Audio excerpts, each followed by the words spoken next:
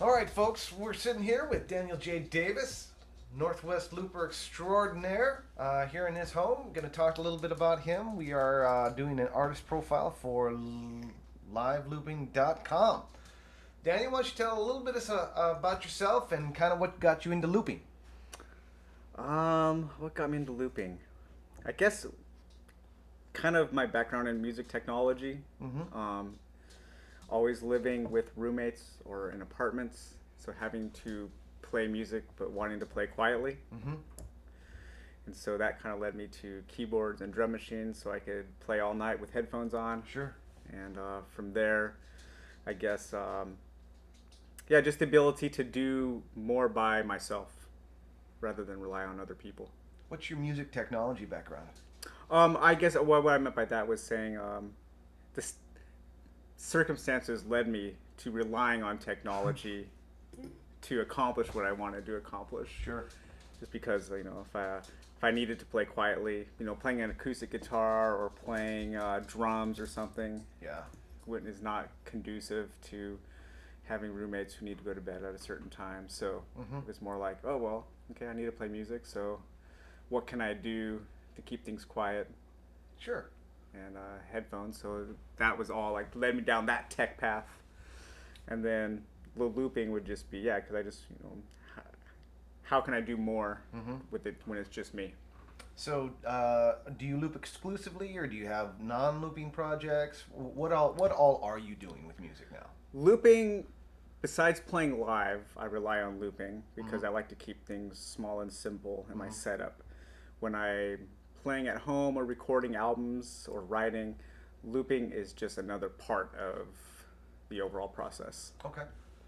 So, when you say recording albums, how many looping records do you have out? Pure looping Uh, or looping, with loop looping-ish. stuff. Oh man, all of my albums probably have some kind of Okay. looping element to them. Maybe not like the more rock albums, but Mhm.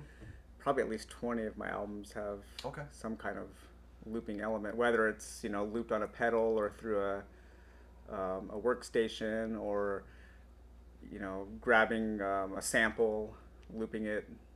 Okay. So, if someone wanted to check out some of your stuff, where do they go? You could always just Google Carl Sagan's Ghost. Mhm. That was my old project name, and it'll come up with my Bandcamp and my YouTube, and also probably SoundCloud. Okay. I don't record under that name anymore. I just decided to use my own name a Mhm. few years ago, but that name is kind of tied into all my music, so Mhm. it comes up.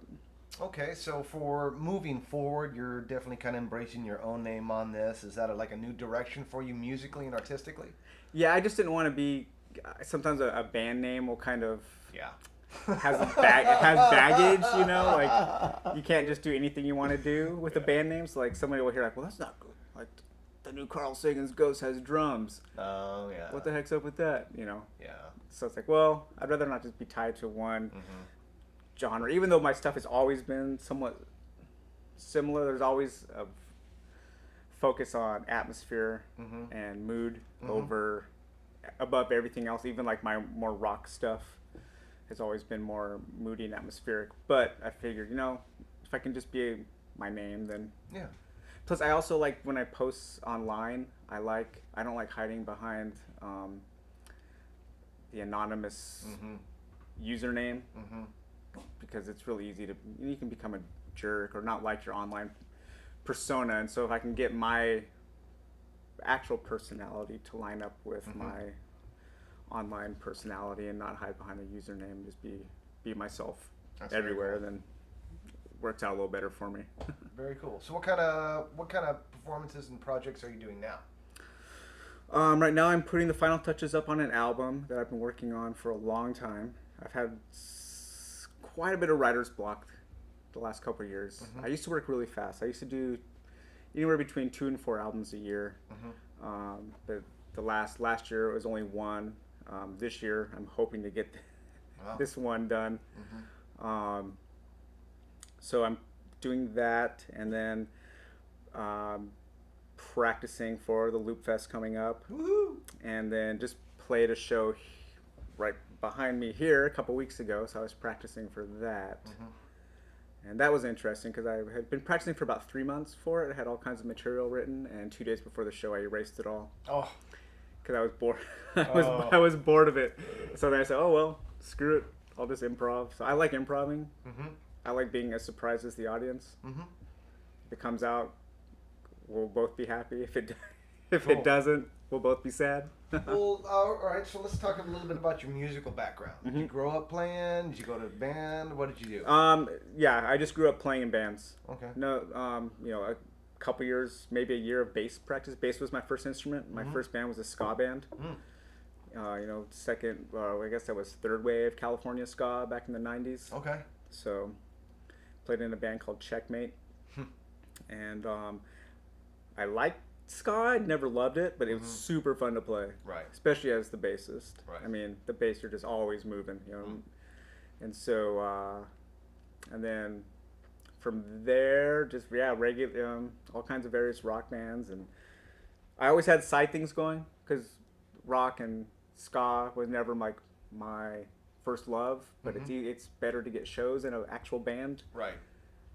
and showing up back then with like a computer and a keyboard, and it's kind of boring to watch. I'll admit, Sure. I mean, even now, I don't like relying on laptops. Right. I mean, I hate seeing a laptop on stage. Oh yeah. And so, but even when I bring my keyboard on stage, I'm still just, so it's not too exciting to watch. I understand that. So it's always more fun to play in a band or something where people, you can engage people a little more. Tell us a little bit about your music. What do you make? Why do you make it? How would you classify it? What does it mean to you? I make, I guess you would call it ambient music.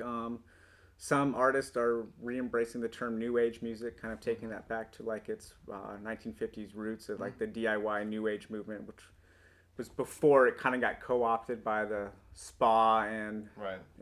guru set. It was very kind of psychedelic and experimental, and but yeah, definitely in that vein.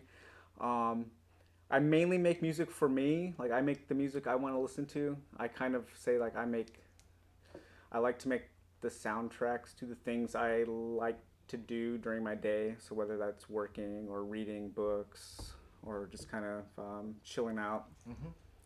So I make music, and I like to fall asleep to music. So I make music that is good to fall asleep to. Awesome. So some artists think of that as an insult. Somebody falls asleep while they're lit, but I'm like, hey, if I can put you to sleep, I've done my job. Yeah, right. Nice. All right, well, folks, there's a few minutes with Daniel Davis. Thanks so much. Yeah, thank you.